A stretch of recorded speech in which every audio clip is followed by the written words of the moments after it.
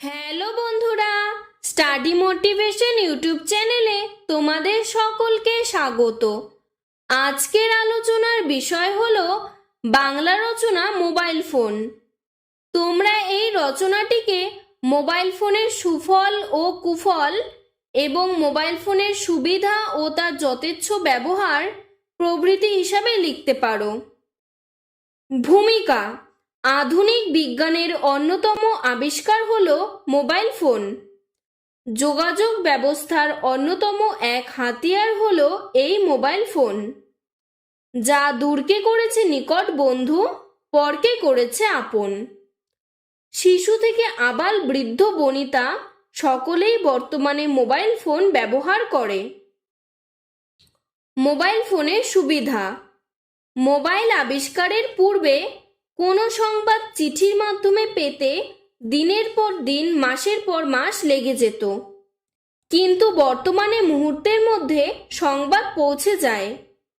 দেশে বা বিদেশে থাকা মানুষদের সঙ্গে সহজে যোগাযোগ করা সম্ভব।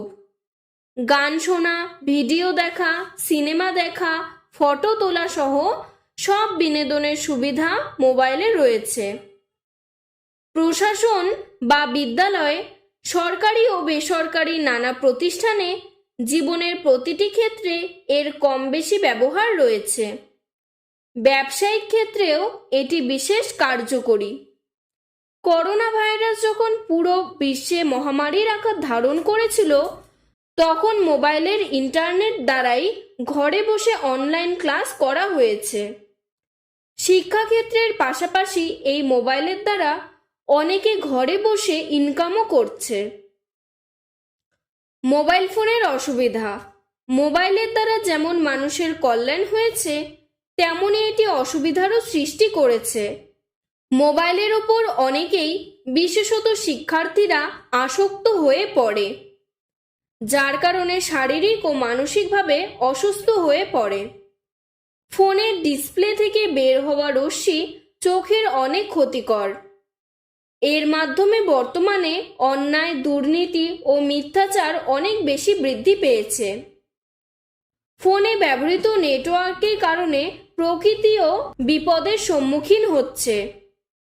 অনেক অল্প বয়সী শিক্ষার্থীরা অসৎ কাজে লিপ্ত হয়েছে। আবার কেউ কেউ ইয়ারফোন লাগিয়ে রাস্তা পারাপারের সময় দুর্ঘটনার সম্মুখীন হচ্ছে।